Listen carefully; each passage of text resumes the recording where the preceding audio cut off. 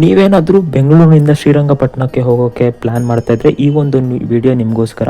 So ನೀವು ಬೆಂಗಳೂರಿನಿಂದ ಶ್ರೀರಂಗಪಟ್ಟಣಕ್ಕೆ ಹೋಗಬೇಕು, ಶ್ರೀರಂಗನಾಥ ಸ್ವಾಮಿ ದೇವಾಲಯವನ್ನು ವಿಸಿಟ್ ಮಾಡಬೇಕು ಅಂತ ಇದ್ದರೆ ನೀವು ಆರಾಮಾಗಿ ಟ್ರೈನ್ ಮೂಲಕ ಹೋಗ್ಬೋದು. ಸೊ ಬಸ್ಸು KSRTC ಬಸ್ಸು ಕೂಡ ಇದೆ. ಬಟ್ ಇನ್ನೂ ತುಂಬ ಕಡಿಮೆ ಬಜೆಟಲ್ಲಿ ಹೋಗಬೇಕು ಅಂತ ಅಂದರೆ ಆಫ್ಕೋರ್ಸ್ ನಿಮಗೆ ಟ್ರೈನ್ ಬೆಸ್ಟ್. ಅಕಸ್ಮಾತ್ ನೀವು ಹುಡುಗಿರೋ ಆಗಿದ್ದರೆ ನಿಮಗೆ ಹುಡುಗಿರನ್ನೋದು ಪ್ಲ್ಯಾನ್ ಮಾಡ್ತಾಯಿದ್ರೆ ನೀವು ಬಸ್ನಲ್ಲಿ ಹೋಗೋದು ಬೆಟರು. ಯಾಕಂದರೆ ನಿಮಗೆ ಫ್ರೀ ಇದೆ. ಸೊ ಆಧಾರ್ ಕಾರ್ಡ್ ತೋರಿಸಿದ್ರೆ KSRTC ಬಸ್ನಲ್ಲಿ ಹೋಗ್ತೀರಾ ಅಂತಂದರೆ ಸೊ ನಿಮಗೆ ಫ್ರೀಯಾಗೇ ಹೋಗ್ಬೋದು. ಬಟ್ ನೀವು ಯಾರಾದರೂ ಹುಡುಗರು ಅಥವಾ ನಿಮಗೆ ಬಜೆಟ್ ಕಡಿಮೆ ಆಗಬೇಕು, ಫ್ರೀ ಟಿಕೆಟ್ ಇಲ್ಲ ಅಂತಂದರೆ ನೀವು ಟ್ರೈನಲ್ಲಿ ಹೋಗೋದು ಬೆಸ್ಟು. ಯಾಕಂದರೆ ಅದ್ರ ಜೊತೆಗೂ ರೈಲ್ವೆ ಸ್ಟೇಷನ್ ಪಕ್ಕದಲ್ಲೇ ಶ್ರೀರಂಗನಾಥ ಸ್ವಾಮಿ ಟೆಂಪಲ್ ಇರೋದು. ಸೊ ನೀವು ಆರಾಮಾಗಿ ಹೋಗಿ ಬರ್ಬೋದು. ಸೊ ಇಲ್ಲಿ ಮುಖ್ಯವಾಗಿ ಏನು ತಿಳ್ಕೊಂಡಿರಬೇಕು ಅಂತ ಅಂದರೆ ಮೈಸೂರಿಗೆ ಹೋಗುವಂಥ ಎಲ್ಲ ಟ್ರೈನ್ಗಳು ಶ್ರೀರಂಗಪಟ್ಟಣದ ಮೇಲೇ ಹೋಗೋದು. ಆದರೆ ಎಲ್ಲ ಟ್ರೈನ್ಗಳು ಶ್ರೀರಂಗಪಟ್ಟಣ ರೈಲ್ವೆ ಸ್ಟೇಷನಲ್ಲಿ ನಿಲ್ಲಿಸೋದಿಲ್ಲ. ಶ್ರೀರಂಗಪಟ್ಟಣ ರೈಲ್ವೆ ಸ್ಟೇಷನ್ ಪಕ್ಕದಲ್ಲೇ ದೇವಸ್ಥಾನ ಇದೆ. ಆದರೆ ಶ್ರೀರಂಗಪಟ್ಟಣ ರೈಲ್ವೆ ಸ್ಟೇಷನಲ್ಲಿ ಟ್ರೈನ್ಗಳು ನಿಲ್ಲಿಸಲ್ಲ. ಯಾಕೆಂದರೆ ಮೈಸೂರು ಎಕ್ಸ್ಪ್ರೆಸ್ ಟ್ರೈನ್ಗಳಾಗಿರುತ್ತೆ.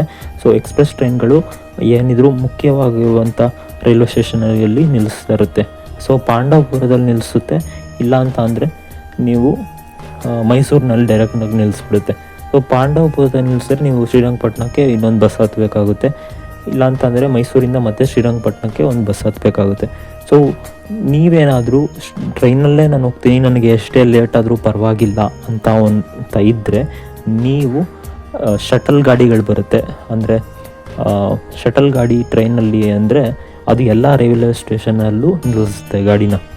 ಸೊ ಈ ಪ್ರತಿಯೊಂದು ರೈಲ್ವೆ ಸ್ಟೇಷನ್ ಕೆಂಗೇರಿಯಿಂದ ಹಿಡಿದು ಯಾವ್ಯಾವ ರೈಲ್ವೆ ಸ್ಟೇಷನ್ ಬರುತ್ತೋ ಚಿಕ್ಕ ರೈಲ್ವೆ ಸ್ಟೇಷನ್ಗಳು ಎಲ್ಲ ರೈಲ್ವೆ ಸ್ಟೇಷನಲ್ಲೂ ಟ್ರೈನ್ ನಿಲ್ಲಿಸುತ್ತೆ.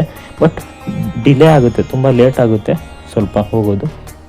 ಸೊ ಏನು ಮಾಡಬೇಕು ಅಂತಂದರೆ ಅಂಥ ಒಂದು ಶ್ರೀರಂಗಪಟ್ಟಣಕ್ಕೆ ನೀವು ಚೆಕ್ ಮಾಡಿದ್ರೆ ಈ ಒಂದು ಟ್ರೈನ್ ತೋರಿಸುತ್ತೆ.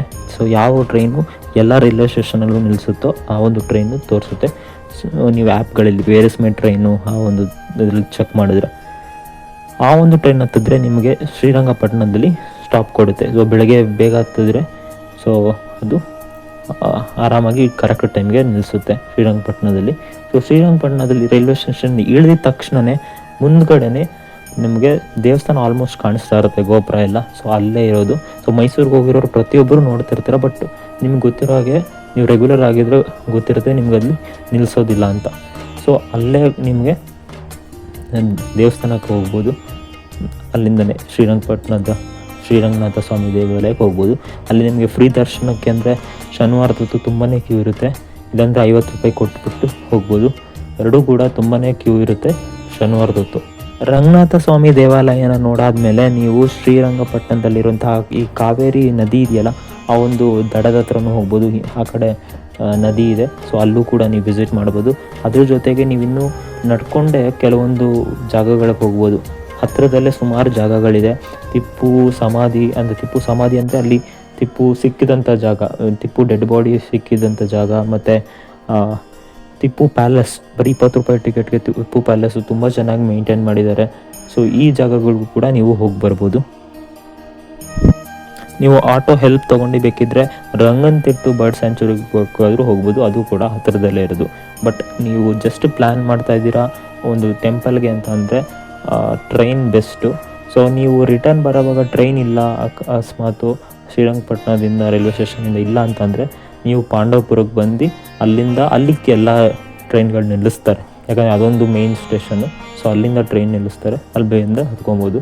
ಇಲ್ಲಾಂದರೆ ಡೈರೆಕ್ಟ್ ಬೆಂಗಳೂರಿಗೆ ಬರ್ಬೋದು. ಬಟ್ ಎಕ್ಸ್ಪೆನ್ಸ್ ಆಗುತ್ತೆ ಅನ್ನೋ ಒಂದು ವಿಷಯಕ್ಕೆ ಟ್ರೈನ್ನ ಸಜೆಸ್ಟ್ ಮಾಡ್ತಾ ಇರೋದು ಈ ಒಂದು ವಿಡಿಯೋದಲ್ಲಿ. ನಿಮಗಿನ್ನೂ ಏನಾದರೂ ತುಂಬ ಡೀಟೇಲಾಗಿ ಬೇಕು, ಎಲ್ಲಿ ಎಕ್ಸಾಕ್ಟಾಗಿ ಏನು ಅಂತಂದರೆ ಕಾಮೆಂಟ್ ಮಾಡಿ, ಇನ್ನು ಕಂಪ್ಲೀಟಾಗಿ ಹೇಳ್ತೀನಿ.